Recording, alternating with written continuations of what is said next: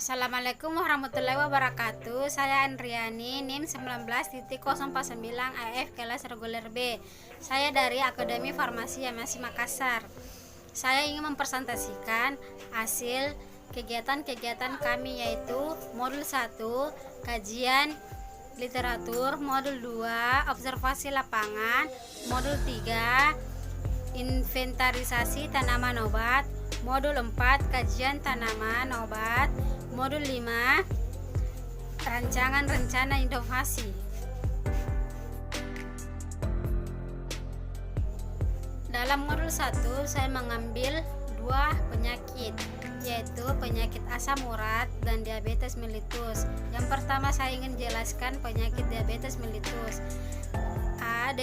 Definisi penyakit diabetes mellitus atau DM adalah gangguan metabolisme yang ditandai dengan hiperglikemia yang berhubungan dengan abnormalitas karbohidrat, protein, dan lemak yang disebabkan oleh penurunan insulin atau penurunan sensitivitas insulin atau keduanya, dan menyebabkan komplikasi kronis mitokrovaskuler dan neuropati. Faktor penyebab atau faktor pemicu penyakit diabetes. Penyebabnya adalah kekurangan hormon insulin yang berfungsi memungkinkan glukosa masuk ke dalam untuk dimetabolisme atau dibakar dan dimanfaatkan sebagai sumber energi. Gejala dan ciri-ciri penyakit diabetes mellitus yaitu kesemutan, kulit terasa panas atau seperti tertusuk-tusuk jarum, kulit terasa kebal, kram, lelah, dan mudah ngantuk. Penyakit kedua yaitu asam urat. Saya ingin menjelaskan definisi asam urat.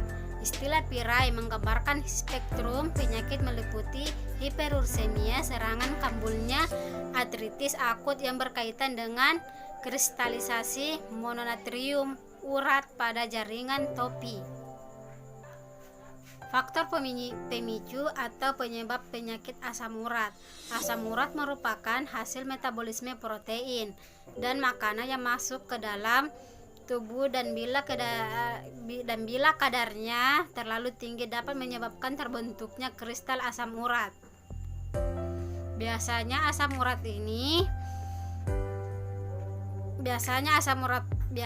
kristal-kristal ini terkonsentrasi pada sendi-sendi, kaki, lutut, siku, dan tangan. Gejala atau ciri-ciri penyakit asam urat yaitu bengkak, merah, nyeri, sulit digerakkan. Sekarang saya ingin menjelaskan tentang modul 2. Modul 2 observasi lapangan. Saya menggunakan melalui via WhatsApp, tidak langsung ke lokasi. Kalau tentang observasi lapangan, lokasi yang saya temukan yaitu Desa Buntokasi, Kabupaten Takalar, Kecamatan Buntokasi, dan Provinsi Sulawesi Selatan. Penyakit yang dikaji yaitu asam urat dan diabetes mellitus dengan nama informan Pak Nasir Dengsija, umur 50 tahun. Topik pertama, apakah terdapat pelayanan kefarmasian dalam lingkungan masyarakat baik secara umum maupun individu? Tanggapan informan, ya ada. Keterangannya yaitu pelayanan apotek dan puskesmas. Topik kedua yaitu apakah masyarakat setempat sering menggunakan tanaman dalam menanggulangi masalah kesehatan? Ya, keterangannya yaitu masyarakat sering menggunakan tanaman untuk pengobatan. Tanaman yang digunakan adalah daun sukun dan daun belimbing. Topik ketiga, apakah terdapat ramuan atau resep-resep tradisional yang biasa digunakan masyarakat setempat? Tidak, masyarakat di sini lebih mementingkan pengobatannya secara sendiri-sendiri. Topik keempat, yaitu apakah terdapat penyembuh pengobatan tradisional yang menjadi solusi masyarakat setempat untuk menyembuhkan penyakitnya? Tanggapan informan, tidak. Keterangannya yaitu masyarakat di sini lebih mempercayai Tuhannya sendiri. Topik kelima, apakah dalam pengobatan masyarakat biasanya menyertai placebo, magical power, doa-doa tertentu, jampi-jampi yang diyakini terpengaruhi dapat menyembuhkan penyakitnya? Tanggapan informan yaitu ya. Keterangannya, masyarakat biasanya menyertai doa-doa seperti sholawat untuk menyembuhkan penyakitnya. Topik keenam yaitu apakah masyarakat lebih mempercayai dengan pengobatan yang dilakukan secara empiris atau datang berobat ke sarana pelayanan kesehatan di daerah setempatnya. Tanggapan informan, masyarakat memadukan pengobatan yang dilakukan secara tradisional daripada datang ke pelayanan kefarmasian.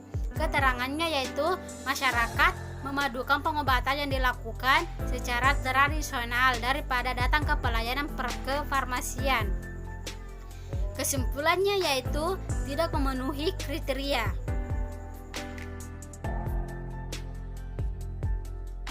Sekarang saya ingin menjelaskan modul 3 inventarisasi tanaman obat di Desa Bontokasi, Kabupaten Takalar, Kecamatan Bontokasi, Provinsi Sulawesi Selatan. Proses inventarisasi tanaman obat yang digunakan dalam pengobatan penyakit diabetes mellitus. Kepada nama responden Pak Nasir Dengsija, umur 50 tahun, jenis kelamin laki-laki, alamat Desa Bontokasi, Kabupaten Takalar, Kecamatan Bontokasi, Provinsi Sulawesi Selatan. Karena ini lagi pandemi, saya dan keluarga responden melalui via WhatsApp. Ya, informasi penyakit dari Pak Nasir. Awal mula pasien terkena diabetes yaitu pada tahun 2014. Faktor pemicu diabetes Pak Nasir yaitu sering memakan nasi panas. Tanaman atau ramuan yang digunakan daun sukun. Cara pengobatannya yaitu diambil daun sukun sebanyak 1 lembar, kedua diambil 5 gelas air, ketiga dan juga obat dokter, tetapi diminum pada saat muncul gejala saja. Ketiga, dicuci daun sukun menggunakan air mengalir. Keempat, diambil air sebanyak 5 gelas, lalu dimasukkan ke dalam panci yang berisi air dan dimasak sampai mendidih. Ditunggu selama setengah jam dan diminum sebanyak 2 kali per minggu. Gejala penyakit yang dirasakan oleh Pak Nasir yaitu sering haus, nyeri kaki lemas, sering lapar, rutin kencing pada malam hari. Yang mengidap penyakit yaitu keluarga responden. Lama pengobatan dimulai pada tahun 2014, tetapi pengobatannya putus-putus hanya pada saat muncul gejala. Kombinasi dan obat dokter. Ya, kombinasi dan obat dokter, Pak Nasir sering menggunakan glibenclamide dan metformin untuk mengatasi penyakit diabetes mellitus. Gejala-gejala lain yang dirasakan oleh Pak Nasir yaitu gejala penyakitnya berkurang. Responden kedua yaitu Ibu Siti Saga, umur 45 tahun, jenis kelamin perempuan, alamat Desa Bontokasi, Kabupaten Takalar, Kecamatan Bontokasi, Provinsi Sulawesi Selatan. Dalam proses wawancara Ibu Siti ini, kami melakukan wawancara langsung kepada Ibu Siti.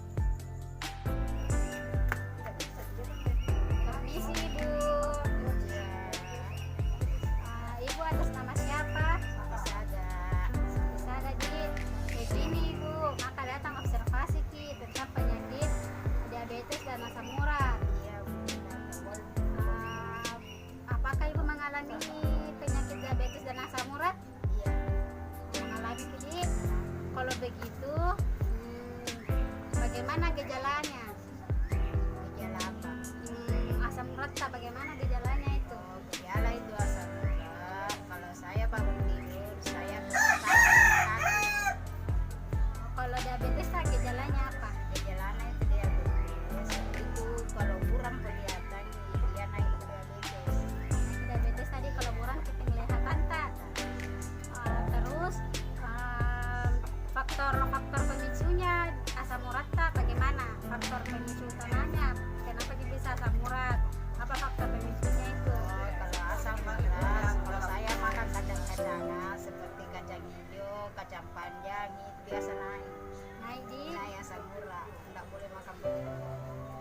diabetes tak? Apa faktor pemicu utamanya? Kalau diabetes sering makan nasi panas. Oh, itu di. Terus bagaimana cara pengobatannya itu supaya bisa itu penyakit diabetes tak, asam urat tak, diabetes tak? Kalau diabetes Obat. saya minum Obat tradisionalnya atau obat dokter kita konsumsi? obat tradisional. Bagaimana cara obat tradisional apa yang kita gunakan untuk mengobati asam urat? Asam urat saya minum binahong, daun binahong. Daun binahong di. Iya, daun binahong. Bagaimana cara pengolahannya itu daun binahong? Saya masak 4 gelas air sampai 15 menit.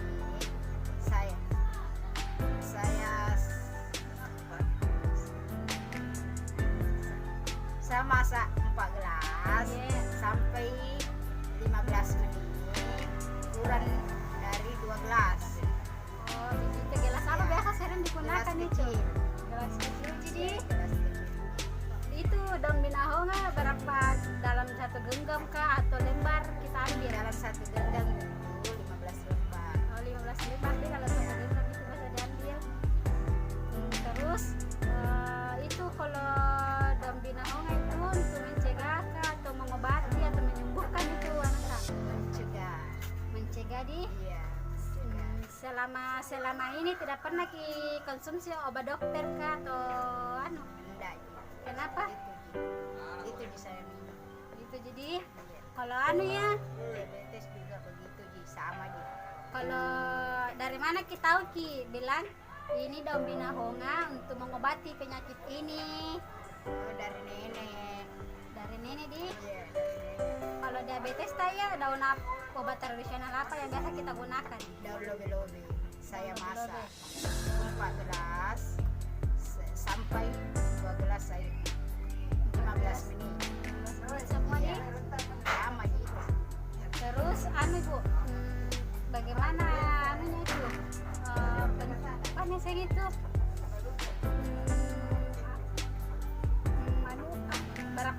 berapa sama dengan asam urat itu Ya sama. sama semua jadi Ya sama. kalau dulu juga satu genggam kah begitu semua jadi selama ini tidak pernah dikonsumsi obat dokter. Tidak. Kenapa tidak konsumsi ke obat dokter ya? Banyak. Kayak efek-efek samping Ya, kah, banyak efek-efek sampingnya, kimianya. efek kimianya. Jadi begitu Saya di. Oh, jadi ini ramuan tradisional tak dari turun temurun. Dari turun temurun di. Oh, dia paling Bu. Kasih banyak. Ya, sama-sama.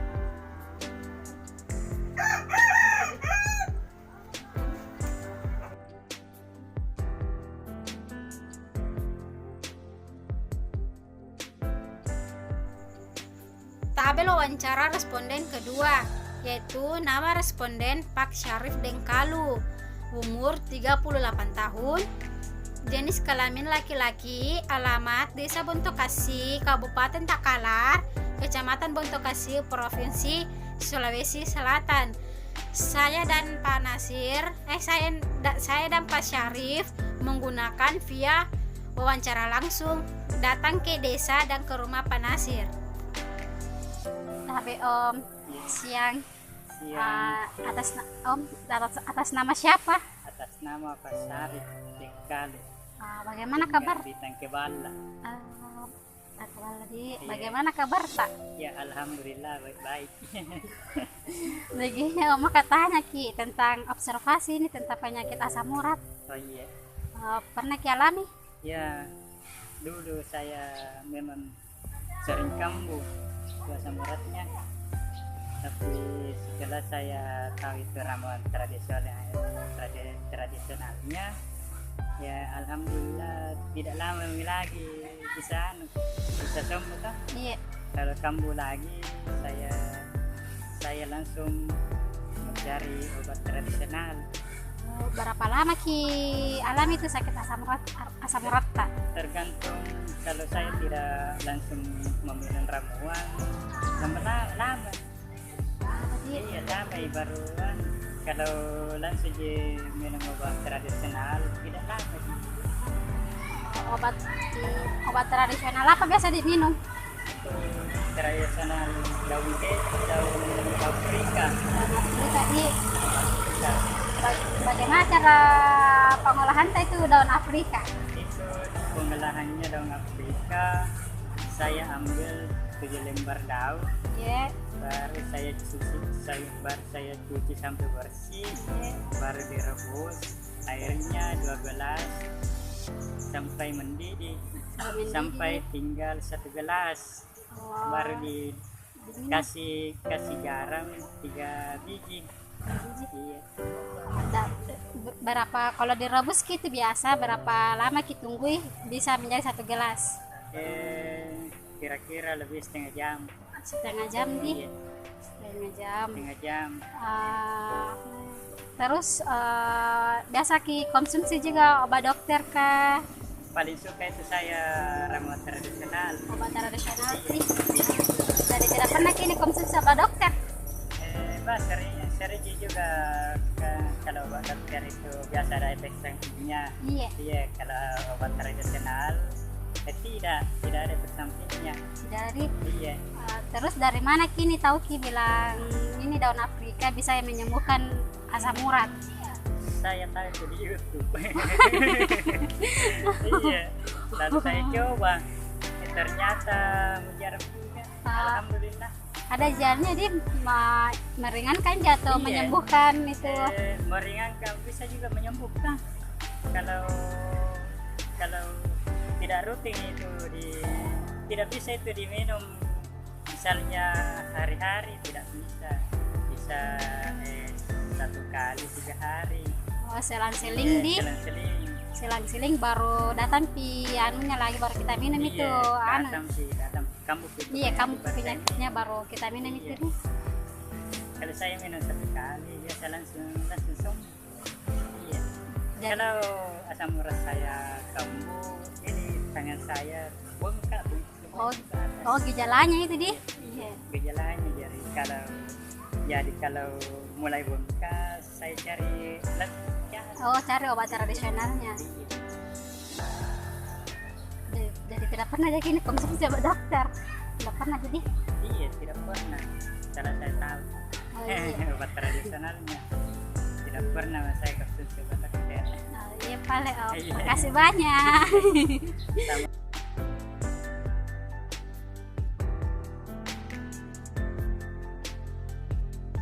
Berikutnya saya ingin menjelaskan modul 4 tentang kajian tanaman obat. Yang pertama, saya ingin menjelaskan daun gersen untuk pengobatan diabetes. Nama daerah daun lobe-lobe, nama Indonesia daun gersen, nama Latin Montigia salabura. Bagian yang digunakan dari daun gersen yaitu daunnya.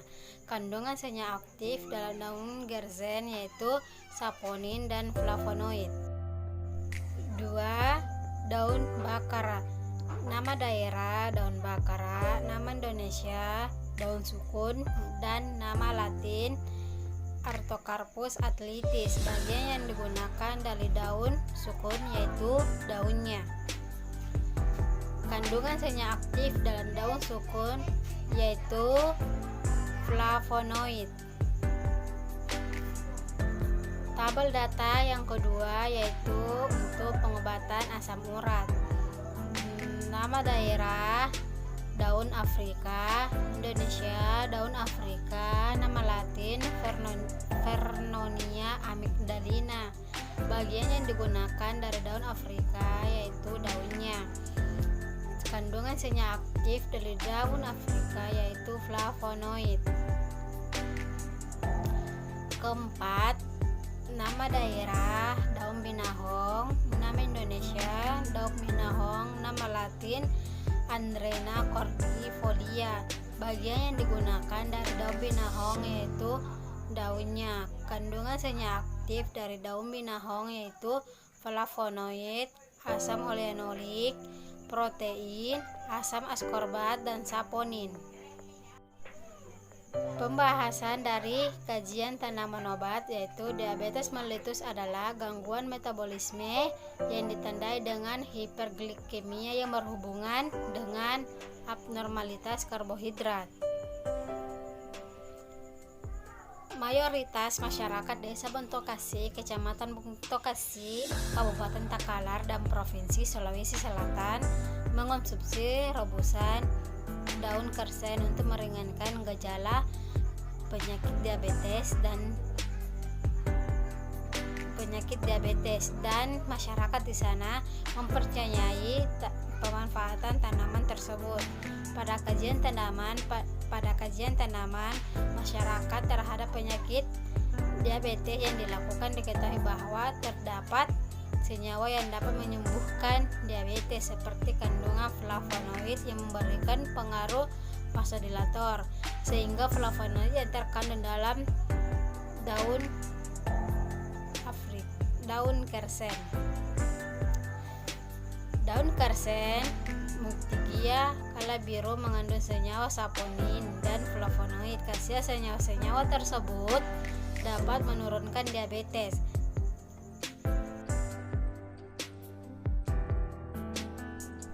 Berikutnya saya ingin menjelaskan modul 5 rancangan rencana inovasi. Tema yang saya ambil yaitu pengaruh efektivitas teh seduh daun celup dari daun kersen guna sebagai minuman herbal untuk menyembuhkan atau hanya meringankan gejala pada pasien diabetes di Desa Bontokasi, Kecamatan Bontokasi, Kabupaten Takalar, Provinsi Sulawesi Selatan. Dalam metode pelaksanaan program ini, kami menerapkan beberapa metode yaitu 1.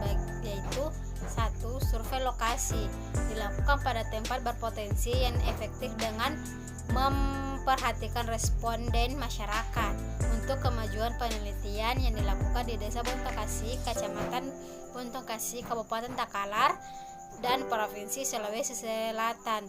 Pendampingan pembuatan teh dari daun kersen telah dilaksanakan dengan praktik secara langsung. Langkahnya sebagai berikut. 1. Petik daun kersen agar kersen segar dan sehat yang tidak dimakan ulat. 2. Cuci bersih sehingga kotoran, debu atau bulu halus hilang. Setelah dicuci kemudian ditaruh di wadah yang besar, kemudian dijemur kurang lebih 5-5 jam untuk pelayuan.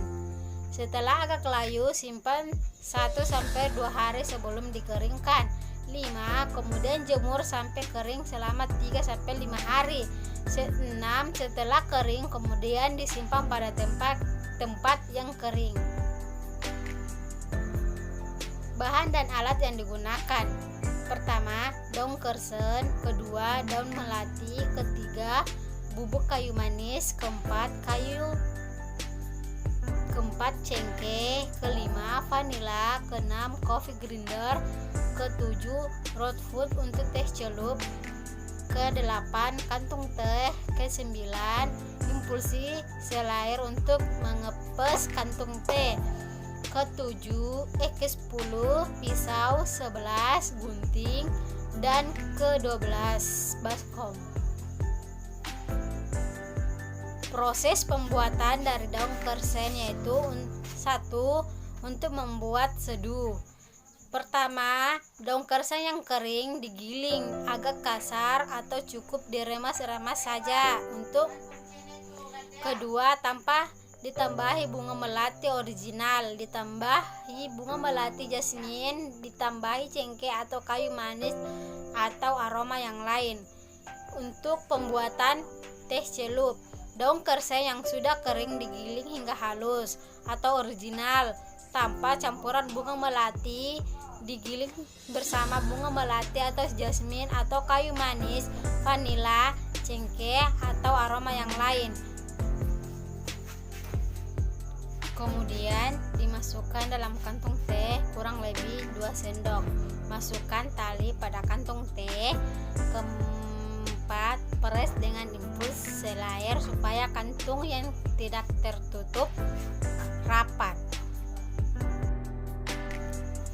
Dalam metode pelaksanaan, kegiatan penyuluhan mengenai pemanfaatan dan persen Muntigia salabura sebagai bahan tanaman obat herbal dalam sediaan teh dilakukan dengan mengumpulkan masyarakat memiliki faktor risiko diabetes dan keluarga pasien yang terkena penyakit diabetes. Dalam metode pelaksanaan ini kami mengeluarkan biaya sebanyak 18.362.000 dengan keseluruhan biaya yang kami keluarkan.